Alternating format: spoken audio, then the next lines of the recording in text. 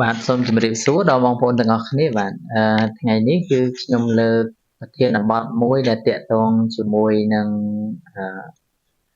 ធម៌ស្រោចទឹកបងប្អូនអញ្ចឹងបងប្អូនដែលអាសាទៅស្រោចទឹកដំឡើងរាសីឬមួយក៏បងប្អូនអាសាទៅវត្តដើម្បី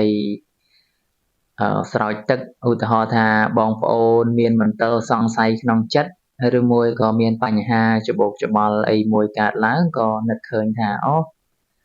ខ្ញុំទៅស្រោចទឹកដើម្បីឲ្យ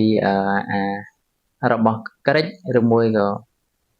មន្ទិលសង្ស័យក្នុងចិត្តហ្នឹងបាទប៉ុន្តែបងប្អូនភាគច្រើនដែលអត់បានដឹងថានៅក្នុងធម៌ស្រោចទឹកគឺជាអត្តន័យនៃធម៌ដែលអាចប្រែឲ្យបងប្អូនអាចស្ដាប់មកមានន័យយកទៅប្រតិបត្តិក្នុងជីវិតប្រចាំថ្ងៃបានអញ្ចឹងនៅក្នុងធម៌ស្រោចទឹកនោះគឺក្នុងគាថាមួយដែលលោកបានសូត្រសម្រាប់បងប្អូនទាំងអស់គ្នាគឺថាចយន្តោអញ្ចឹងចយន្តោនេះគឺប្រែថាថ្ងៃណាក៏ដោយឲ្យតែសត្វលោកធ្វើល្អឬមួយក៏ប្រព្រឹត្តល្អដោយកាយវាចាចិត្តថ្ងៃនោះគឺជាថ្ងៃនៃអ្នកខត្តរឹកល្អជាយាមល្អជាពេលភ្លឺស្វាងល្អជាពេលនៃអរុណរះល្អ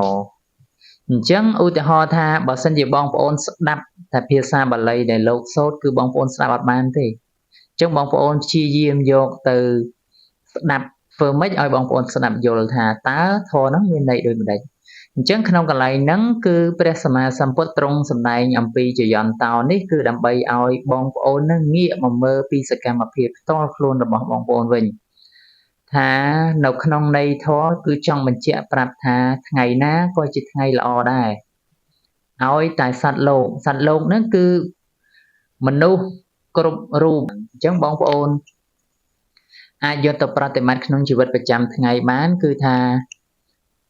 បងប្អូនព្យាយាមប្រព្រឹត្តល្អដោយកាយវាចាចិត្តថ្ងៃនោះហើយគឺជាថ្ងៃល្អរបស់បងប្អូន